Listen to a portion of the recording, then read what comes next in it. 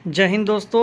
तो आज एक चैप्टर हम लोग शुरू कर रहे हैं जो जीपी रेटिंग के एंट्रेंस एग्ज़ाम के लिए और कॉम्पिटिटिव एग्जाम एंट्रेंस एग्ज़ाम के लिए भी मोस्ट इम्पोर्टेंट है। तो चलिए दोस्तों शुरू करते हैं। तो दोस्तों क्वेश्चन नंबर 1 पूछा गया प्रीवियस ईयर के क्वेश्चन में कि निम्नलिखित में से विध्वंस क्षेत्र में स्थित नौपाषाण युग स्थली कौन सा है। तो महयगढ़ है, यानी मेहरगढ़ था। ठीक है। नंबर 2, कोपनहेगन संग्रहालय की सामग्री से पाषाण कांस्य और लोह युग का त्रियुगीय विभाजन किया था किसने। तो थॉम्स ने किया था। यह प्रीवियस ईयर के क्वेश्चन में पूछा गया है यूपी पीसीएस के। खदानों की कृषि सर्वप्रथम प्रारंभ हो गई थी किस काल से। तो नवपाषाण काल से शुरू हुई थी। ठीक है।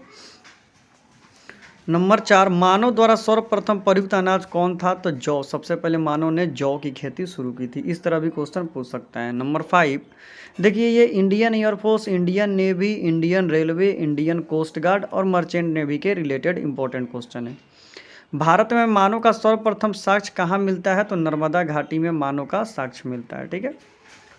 नंबर 6, उस स्थल का नाम बताइए जहाँ से प्राचीन अस्थायी जीवन के प्रमाण मिले हैं। तो मेहरगढ़ से। ठीक है। नंबर 7, भारतीय उपमहाद्वीप में कृषि के प्राचीनतम साक्ष्य कहाँ से मिलते हैं। तो लहूराव देव के मिलते हैं। ठीक है। नंबर 8, भारतीय उपमहाद्वीप में कृषि के प्राचीनतम छात्र मेहरगढ़ से मिले हैं। नंबर 9, निम्नलिखित में से किस एक पुरास्थल से पाषाण संस्कृति से लेकर हड़प्पा सभ्यता तक के सांस्कृतिक अवशेष मिल रहा है। तो मेहरगढ़ से।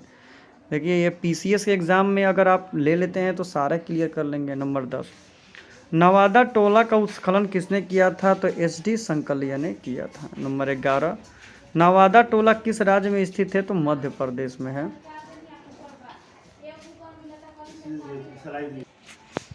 अब आ जाते हैं दोस्तों नंबर 12 पर।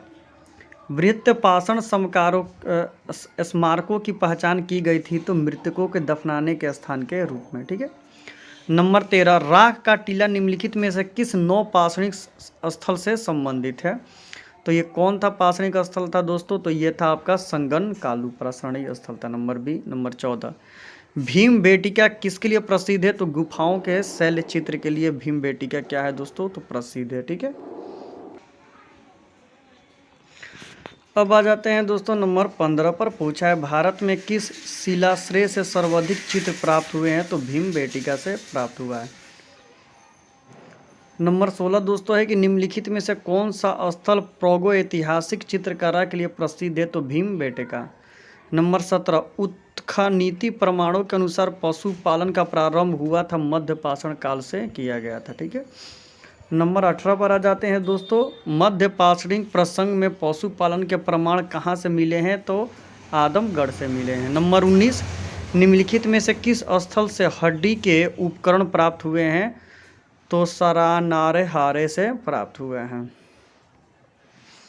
नंबर 20 देख लेते हैं दोस्तों। निम्नलिखित में से किस स्थल से मानव कंकाल के साथ कुत्ते का कंकाल का भी समाधान मिला है। तो ब्रुज होम से मिला है। अब आ जाते हैं दोस्तों नंबर 21 पर। निम्नलिखित में से किस स्थान पर मानव के साथ कुत्ते को दफनाया गया है। तो ब्रुज होम से। घुमा के क्वेश्चन पूछता है। नंबर 22, गर्त आवास के साक्ष्य कहाँ से मिले हैं। तो ब्रुज होम से। नंबर 23, भारतीय पुरातत्व सर्वेक्षण निम्नलिखित विभागों मंत्रालयों में से किसका संलग्न कार्य है। तो संस्कृति का संलग्न कार्य है दोस्तों। नंबर 24, भीम बेटक की गुफा कहाँ स्थित है। तो रायसेन में स्थित है। ये देखिए दोस्तों वेरी इंपॉर्टेंट क्वेश्चन है प्रीवियस ईयर का। आरओ मेंस में पूछा था। हड्डी निर्मित आभूषण भारत में मध्य पाषाण काल के संदर्भ में प्राप्त हुए हैं। तो मेहदाह से। नंबर 26, प्राचीन मानव प्रजाति है ऑस्ट्रोलोपिथेकस की। नंबर 27, भारत में प्रथम पूरा पाषाणिक उपकरण की खोज करने वाले रॉबर्ट ब्रूस फूटे थे। एक भूगर्भिक वैज्ञानिक थे। ठीक है। लास्ट नंबर दोस्तों 28, एक ही कवर में 3 मानव कंकाल मिले हैं दमदमा में। ठीक है। तो दोस्तों ये एक चैप्टर कंप्लीट करा दिया। अब हम लोग सिंधु घाटी सभ्यता का चैप्टर कंप्लीट करेंगे। तो चलिए दोस्तों thank you so much for watching this video.